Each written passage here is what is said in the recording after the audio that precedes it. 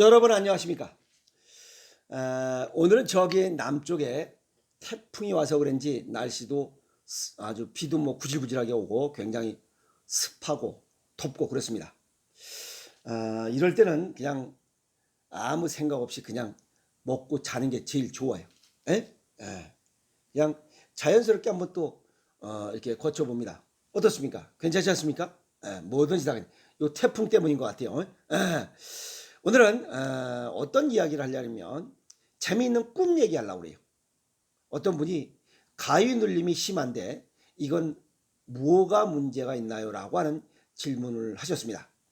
밤마다 반복되는 가위 눌림, 요거 굉장히 가위 눌림 당해보지 않은 사람은 별 문제가 없어요. 근데 가위 눌림을 당해본 사람은 오죽했으면 이 머리맡에다 식칼을 놓고 자는 분도 있어요.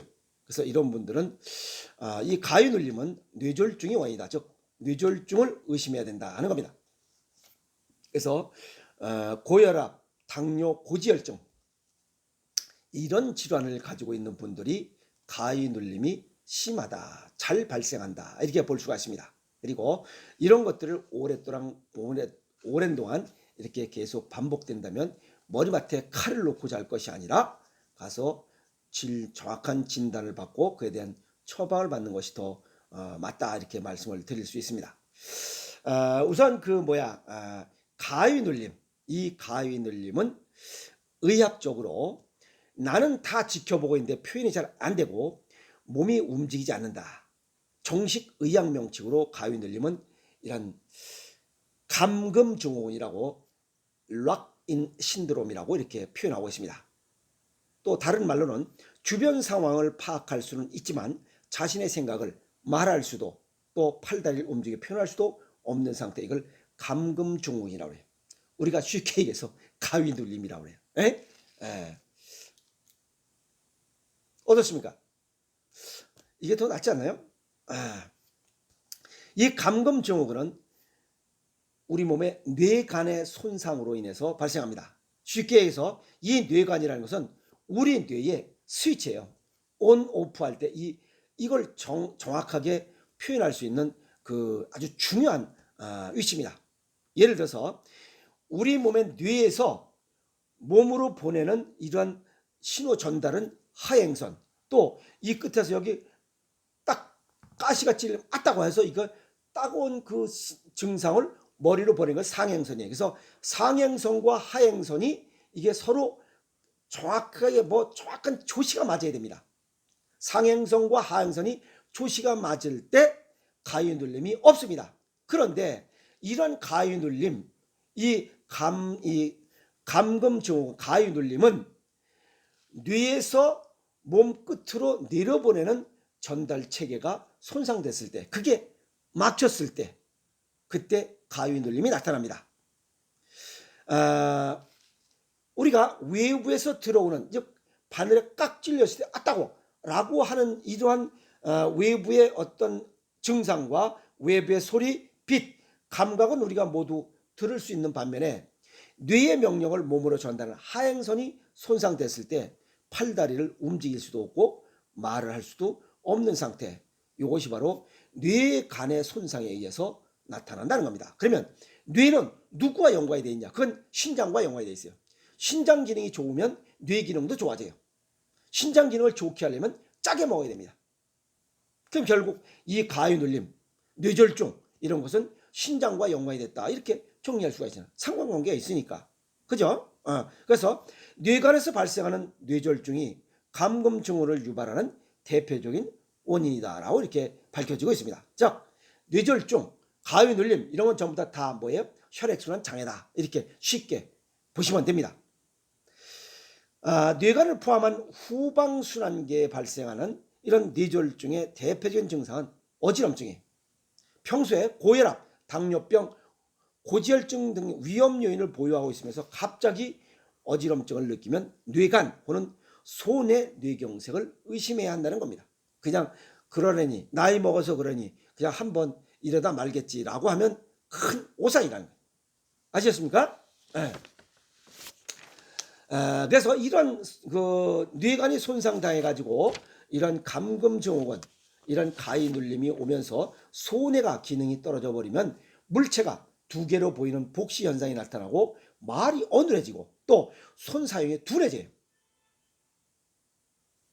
그리고 뒷목이 갑자기 아프고 어지럼증 등 신경학적 이상이 동반되면 젊은 환자에 주로 나타나는 혈관이 찢어져 발생하는 소관뇌경색, 소뇌뇌경색을 의심해봐야 돼. 즉 이런 증상이 나타나면 그냥 이러다 말겠지라고 생각하지 마시고 병원에 가서 진단을 받고 적절한 조치를 받아야 된다는 겁니다.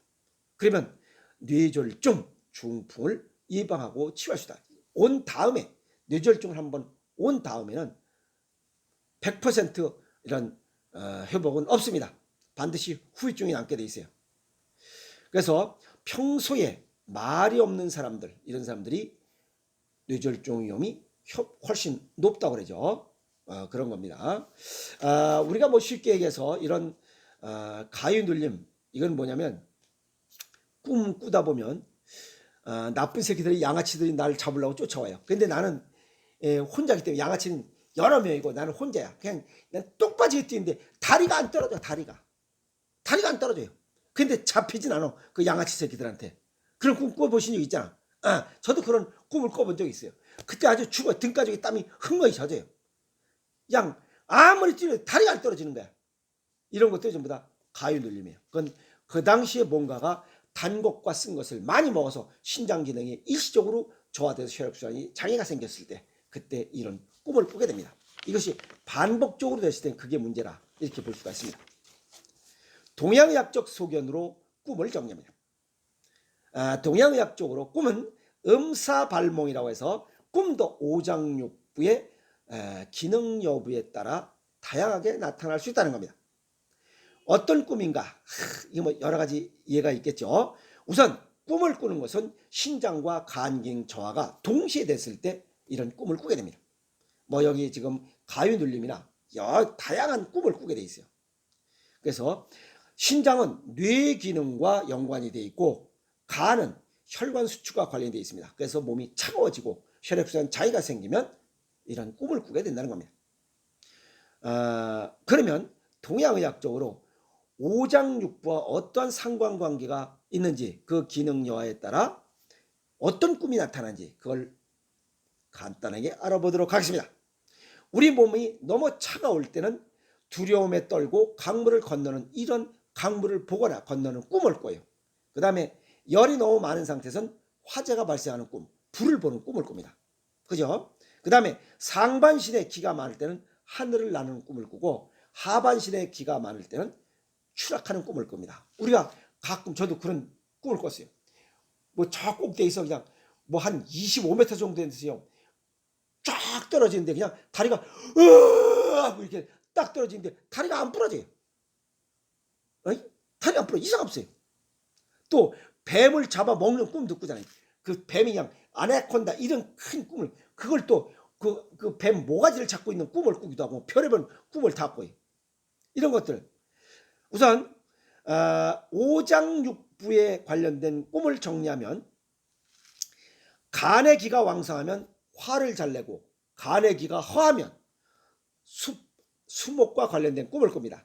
그 다음에 심장 기능이 왕성하면 잘 웃고 두려운 꿈을 꾸고, 허하면 도시와 관련된 꿈을 꿉니다.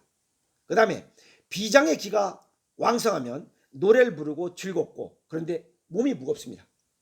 몸이 무거운 꿈을 꿔요. 그 다음에 비장의 기가 허하면 언덕이나 연못, 비바람 관련된 꿈을 꿉니다. 막 태풍이 몰아치고 이런 꿈을 꿔요. 그 다음에 폐 기능이 왕성하면 잘 울거나 슬픔에 잠긴 꿈을, 슬픈 꿈을 꿔요. 그 다음에 폐기가 허하면 하늘을 날거나 금속 관련된 뭐 공장지대를 가거나 뭐 철공소를 구경하거나 이런 꿈을 꿔요. 그 다음에 신장 기능이 왕성하면 상하체가 분리되는 꿈을 꾸고, 신장 기능이 허하면 물에 빠지는 꿈을 꿉니다. 그 다음에 방광이 허하면 여행하는 꿈을 꾸고, 위장이 허하면 음식물을 먹는 꿈을 꾸고, 또 대장이 약하면, 대장 기능이 허하면 논밭 관련된 꿈을 꿉니다. 거기서 뭐 밭을 일구거나 뭐 도랑을 치거나 하는 이런 것들이 꿈이 복합적으로 나올 수 있죠. 왜? 오장육부와 서로 돕고 도와주는 이런 기능이 제 기능을 하지 못할 때, 조화와 균형이 맞지 않으면 다양한 꿈, 단일 꿈도 꿀 수 있고 한두 개가 복합적으로 꿈을 꿀 수도 있다 하는 겁니다. 아시겠습니까? 그래서 이 우리 몸의 오장육부, 오장의 기운, 여기 간신, 비패신, 이 기능이 너무 왕성하면, 우리 몸에 기가 너무 왕성한 꿈을 꿨다면 이걸 좀 줄이고, 부족하다면 이 기능을 보강할 수 있도록 무엇이가 대책이 되고, 그것이 뭐냐? 음식으로 해야 돼. 음식으로. 그래서 간에 관련된 꿈을 꾸면 신맛의 음식을 먹고, 심장에 관련된 음식이면 쓴맛의 음식을, 비위장에 관련된 것은 단맛을, 폐대장에 관련된 것은 매운맛을, 신장 방어에 관련된 것은 짠맛의 음식을 먹어야 됩니다. 그래서 가위 눌림이 있다라고 하면 우선 짠맛을 보충해 줘야 됩니다. 왜? 뇌에 관련된, 뇌 간에 관련된 이런 것을 거기서부터 시작됐기 때문에 짠맛의 음식을, 간장, 된장, 고추장, 장아찌, 절임 음식, 새우젓 같은 것을 음식을 먹으면 이러한 가위 눌림, 감금 증후 같은 이런 것은 발생하지 않는다는 거예요. 그러다 보면 이런 감금 증후군이 발생한 사람은 중풍이 걸린다고 하니, 전조 증상이라고 하니, 중풍이 걸리고 같은 이런 증상들이 있거나 고혈압, 당뇨, 고지혈증 이런 비만 증상들이 있어서 혈액순환이 안 되시는 분들은 몸이 기본적으로 신장 기능이 좋아야 된다는 거 아니에요. 그러면 짜게 먹어야 된다는 거예요. 짜게 먹지 않고는 꿈도 지금 제어를 못하는 상황이 돼요. 이해가십니까? 그러고 보면 우리 몸에 신장이 연관되지 않은 곳이 없어요. 꿈도 전부 다 신장이 연관되어 있다는 거예요. 그래서 우리 몸에 나타나는 어떤 정신적, 육체적으로 현상이나 전조 증상들, 이런 것들은 오장육부와 연관이 되어 있다. 오장육부의 기능, 상생상극과 연관이 되어 있으니 오장육부의 기능의 상생상극이 서로 돕고 도와줄 수 있도록 조화를 맞출 수 있도록, 조화 균형을 맞출 수 있도록 한 것은 음식밖에 없다는 거예요. 그래서 자신의 체질과 건강 정도에 맞게 가장 좋은 것은 생식이라. 그 다음에 부항사를 통해서 나쁜 찌꺼기를 빼버리는 거예요. 노폐물을 혈액순환이 잘 되도록. 그리고 발을 따뜻하게 하는 이런 식습관과 생활습관을 갖는다면 이 음사발몽이라고 해서 이런 꿈에 관련된, 여기 뭐 서양의학적으로 가위 눌림, 뭐 감금 증후군 이런 얘기, 꿈도 조절할 수 있다. 대단한 거 아닙니까? 그래서 음식으로 못 고치는 병이 없다. 정신적, 육체적으로 음식으로 못 고치는 병은 약으로도 못 고친다. 이렇게 정리할 수가 있습니다. 그래서 꿈이 많으신 분, 가위 눌림이 자주 발생하시는 분들은 너무 가볍게 생각하지 말고, 그래서 우리 몸의 오장육부 어디에 문제가 발생했는지 확인하시고, 기능이 떨어진 것은 기능을 보강해주고, 기능이 넘치는 것은 뽑아줘서 서로 조화와 균형을 이룰 수 있도록, 그것을 뭘로? 음식으로. 어떻게? 체질과 건강 정도에 맞게 음식으로 조절하자. 그래서 건강한 가을을 보낼 수 있도록 하시라. 그래서 오늘 저한테 질문하신 분, 가위 눌림이 심하시다라고 하신 분은 고혈압, 당뇨, 고지혈, 어떤 내 몸에 혈액순환 장애를 일으키고 있는 어떤 질환은 없는지, 없다면 어느 장기가 기능이 항진되고 어느 장기가 기능이 허한지를 한번 돌아보시고 음식으로 조절하신다면 그러한 가위 눌림으로 인한 불편한 저녁은 없을 것이라 이렇게 봅니다. 아셨습니까? 질문에 답이 됐습니까? 그래서 오늘 가위 눌림에 관한 이야기 정리했고, 체질에 맞게 음식을 잘 먹는다면 건강한 생활을 할 수 있다라고 오늘 정리했습니다. 꿈 없이 숙면을 취하는 것이 바로 또 하나의 건강법입니다. 그 멋있게 가을을 보내고 꿈 없는 멋있는 아주 깊은 숙면을 취하면서 건강한 가을을 준비하도록 하세요. 화이팅!